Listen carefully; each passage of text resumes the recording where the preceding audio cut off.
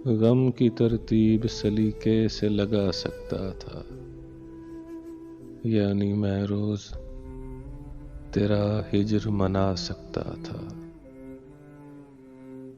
सब्र ने चीख गले से नहीं आगे भेजी, वरना दीवाना बहुत शोर मचा सकता था। गैरते इश्क ने पत्थर का बनाया मुझको,